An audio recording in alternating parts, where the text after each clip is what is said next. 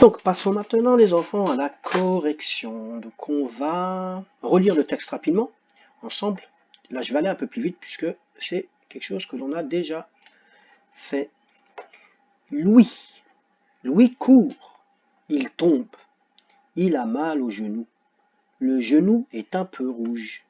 Sa maman lui fait un bisou sur la joue. Elle lui raconte une histoire.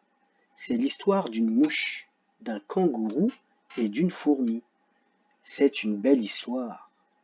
Louis sourit. Allez. Où Louis a-t-il mal? Est-ce qu'il a mal au cou, à la joue, au genou ou à la bouche? Moi, je sais que normalement, hop, c'est au genou qu'il a mal. Et c'est marqué ici, il a mal au genou. Et pourquoi il a mal au genou? C'est parce qu'il est tombé. Entoure les animaux de l'histoire. Donc quand je regarde l'histoire, elle lui raconte une histoire. C'est l'histoire d'une mouche, d'un kangourou et d'une fourmi. Mouche, kangourou, fourmi. Mouche, kangourou,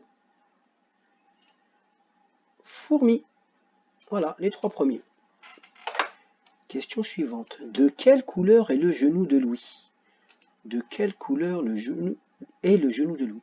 Très souvent, quand on tombe et quand on fait mal, le genou est un peu rouge. Donc, il est rouge. On va écrire ici. Hop. On va le genou de Louis. Et je mets une majuscule à Louis, vous savez pourquoi? Parce que le Louis, c'est un prénom, les enfants. Et un peu rouge. Le genou de lui est un peu rouge. Voilà. Et voilà.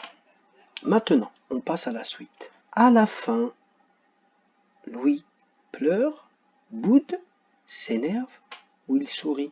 On va regarder la dernière phrase. Louis sourit.